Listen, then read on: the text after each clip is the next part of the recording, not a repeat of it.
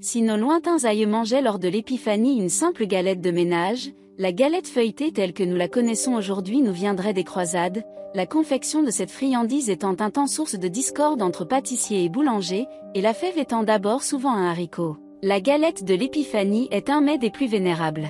On la mangeait déjà au temps de Hugues Capet. Il est vrai que cette galette n'avait rien de commun avec celle d'aujourd'hui. C'était une pâtisserie lourde et compacte. Quant à la galette feuilletée, elle daterait des croisades, et nous en devons, paraît-il, la recette aux Turcs. Constantinople compte d'innombrables marchands de galettes, et cette galette est toute pareille à celle qui se vend dans nos boutiques. De temps immémorial, en Turquie et en Perse, on mange le bourrek, qui n'est autre chose que la galette. On le mange seul, entre les repas, en guise de pain. Les chevaliers de France, prisonniers chez l'infidèle, durent trouver le bourrek à leur goût et en rapporter la recette à leurs dames, à moins que la galette n'ait été introduite à Paris plus tard par les cuisiniers turcs qui y pullulèrent sous les règnes de Louis XIII et Louis XIV. Quoi qu'il en soit de ces deux opinions, un fait subsiste indéniable.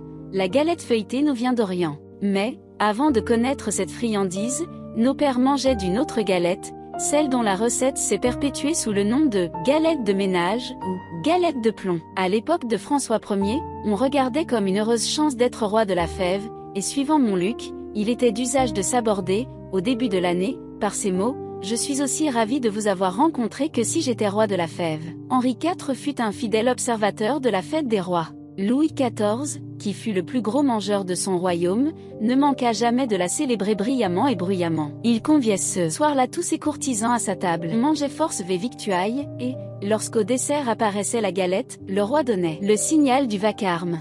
Au début du XVIIIe siècle, il y eut un grave conflit entre deux corporations parisiennes, à propos de la galette. Jusqu'alors, la fabrication du gâteau des rois avait été l'apanage des pâtissiers oublieurs, fabricants de pain d'épices. Mais voilà qu'en 1714, les boulangers, qu'on nommait alors talmisiers ou talmeliers, s'avisèrent de faire des galettes et de les envoyer en cadeau à leurs clients. Les pâtissiers virent dans ce fait une atteinte à leurs privilèges et réclamèrent, au nom de leurs droits, contre ce qu'ils regardaient comme un empiètement. La boulangerie refusa de céder, la pâtisserie s'entêta, si bien qu'il fallut en appeler au Parlement. Celui-ci mit gravement la main à la pâte et rendit deux arrêts par lesquels il était fait au boulanger. Défense absolue, de fabriquer et donner à l'avenir aucune espèce de pâtisserie, d'employer du beurre et des œufs dans la pâte et même de dorer leur pain avec de l'œuf. Les pâtissiers triomphaient. Jusqu'à la Révolution, ils eurent seuls le droit de fournir Paris de galettes des rois. La Révolution, impitoyable pour les réjouissances coutumières du régime déchu, essaya d'abolir la fête des rois. Tout au plus décida-t-elle que le gâteau des rois s'appellerait désormais gâteau de l'égalité,